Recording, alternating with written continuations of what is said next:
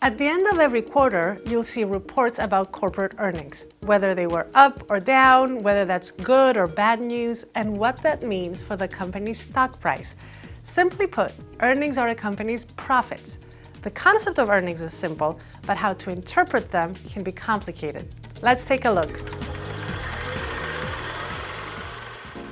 A company's stock price, as well as the CEO's career, can live and die by its earnings. Positive earnings can send the stock price soaring, but also dropping. Likewise, negative earnings can sink a stock or be viewed as good news. How is that possible? The answer is that an earnings report contains so many details beyond the headline. And as we know, the devil is in the details. So to understand whether an earnings report is good or bad news, you need to understand how to dig out those details. Any business has earnings, but publicly held companies are required to report their earnings at the end of every quarter in an SEC filing designated 10-Q. Let's look at Apple's 10-Q to see just how earnings work. Earnings are a fairly simple piece of math.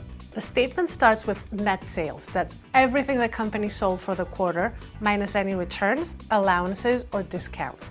Returns and discounts are pretty self-explanatory. As for allowances, those are retroactive discounts customers can get for defective products they've bought. But there's a cost to making every sale. That includes everything that goes into making a product, from the raw materials to parts purchased from suppliers to subcontractor services used in making the final products. These typically are listed as cost of goods sold, or in Apple's case, cost of sales, because the company sells merchandise and provides services. For services, the cost of sales includes all the expenses associated with the workers providing the service. Take the net sales and subtract the cost of sales, and you've got the company's gross margin. Divide the margin by net sales, and you get the gross margin percentage. That's a key metric used in analyzing how efficient the company is in bringing its products and services to market. In this case, Apple's gross margin percentage for this quarter of 2023 is slightly better than the margin for the same quarter of 2022. This indicates that Apple is getting more efficient, reducing the costs of creating its products and services. That's good. Raw materials and other inputs aren't the only costs to a company. Besides the cost of sales, there's the money paid to run the company beyond producing its goods and services. That includes administrative staff, advertising, the corporate sales staff, the product designers, HR personnel, and everyone else at the company's headquarters in Cupertino, California, plus their related expenses such as office machines and supplies, travel, and more. These costs are captured as operating expenses, which are often called indirect expenses. At this point, the statement adds the cost of sales and operating expenses to arrive at total operating expenses. Divide the net sales by total operating expenses, and you'll get to the operating ratio, another percentage used to analyze the overall efficiency of the company. If it goes up, the company is spending more and has become less efficient. If it goes down, the company is doing a good job of controlling costs and keeping more of the money it makes. Subtract the operating expenses from the gross margin number, and you've got operating income. Operating income is often discussed as earnings before interest and taxes, or Ebit for short. This isn't reported to the SEC, but is analyzed to get a picture of how the company's core business is performing by excluding taxes and the cost of its financial structure. For example, a company that was losing money on operations but had a big tax credit on the books could show a profit, even though the core business was losing money. In addition to Ebit, some analysts also calculate earnings that exclude some other non-core expenses, which is known as earnings before interest, taxes, depreciation, and amortization, or EBITDA for short. This is another way to strip out non-core expenses to get a strict view of the company's operating performance.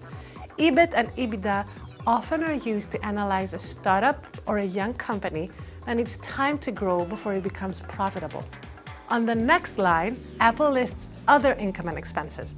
This can represent income such as gains on invested cash, insurance payments, and other money that's unrelated to the company's direct operations.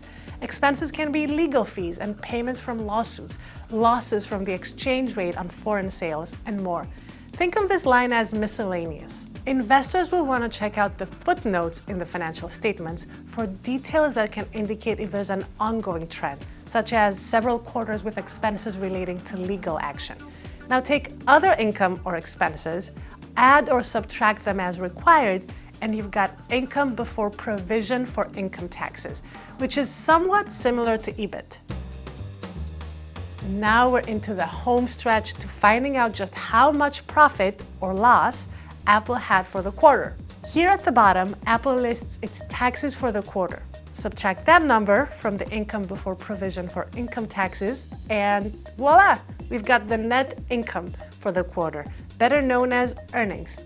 Last but not least, divide those earnings by the number of all existing outstanding shares of stock, or basic shares, and you've got earnings per share, or EPS. A key number for stock traders who can compare EPS from quarter to quarter or between competing or similarly structured companies. Congratulations! The next time you hear about a corporate earnings report, you'll be able to think about what that means for the company stock and just where those numbers came from. And if you want more content like this from MarketWatch and the Explainomics playlist, please subscribe and keep checking back for new videos. And we'll see you next time.